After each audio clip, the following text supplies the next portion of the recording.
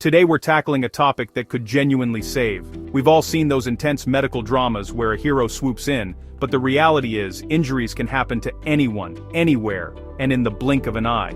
These things happen fast, and knowing what to do in those first critical moments can make all the difference. That initial response is so crucial. It's not just about patching someone up, it's about stabilizing the situation and preventing a minor injury from escalating into a major medical crisis. Think of first aid as the bridge between the incident and professional medical care. Today, we're going to break down the essential steps for handling 15 common medical emergencies. My goal is to empower you with the knowledge and confidence to act decisively when it matters most. For lacerations, apply firm pressure to stop the bleeding. Once bleeding slows, clean the wound thoroughly. Cover it with a sterile dressing to protect against infection.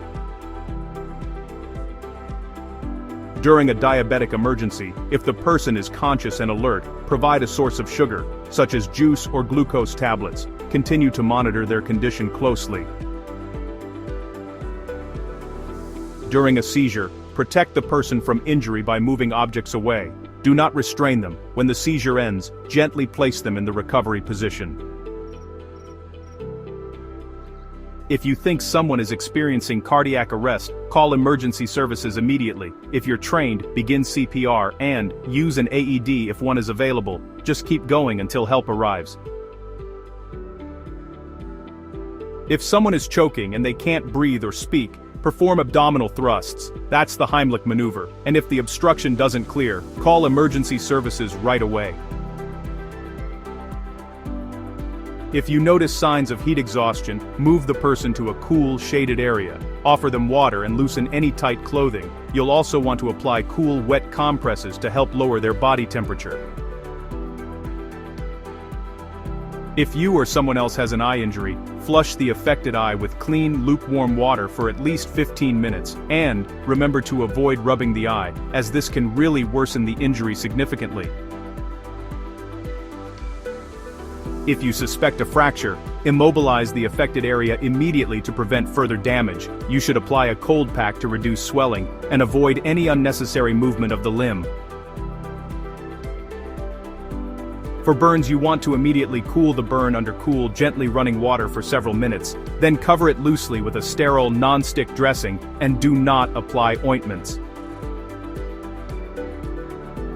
If someone has a head injury, the first thing you want to do is keep them still and carefully monitor their level of consciousness. It's really important not to move their head or neck at all. You should call emergency services right away. In the event of an electrocution, the very first step is to turn off the power source to prevent any further harm. Then, call emergency services immediately, and if the person is unresponsive and you're trained, go ahead and begin CPR. If you suspect a sprain or strain, you want to rest the injured area completely. Apply ice to help manage pain and swelling, and compress the area with a bandage. If you can, elevate the limb too. If you or someone else is exposed to a chemical, immediately flush the affected skin or eyes with large amounts of water. Carefully remove any contaminated clothing, but try not to touch the chemical yourself if you can avoid it. In the event of a crush injury, call emergency services right away. Do not attempt to move the person or the heavy object. Control any visible bleeding and keep an eye on their vital signs. For hypothermia, move the person to a warm, dry area. Gently remove any wet clothing and cover them with blankets to warm them gradually, and make sure to seek medical attention. We've covered a lot of ground today, and I know it can seem overwhelming, but the core message is simple. Being prepared makes a world of difference. The steps we discussed are your first line of defense in an emergency. Remember, your quick, informed action can prevent further injury, alleviate pain, and can be the crucial factor that saves a life. You don't need to be a doctor to be a hero. You just need to be willing to help and have the basic knowledge to do so safely.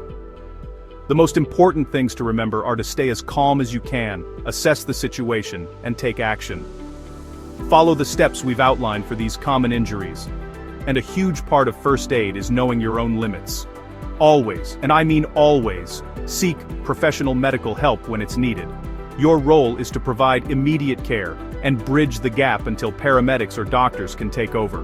Never hesitate to call for emergency services if you are unsure or the situation feels serious. Being proactive about safety and education is key.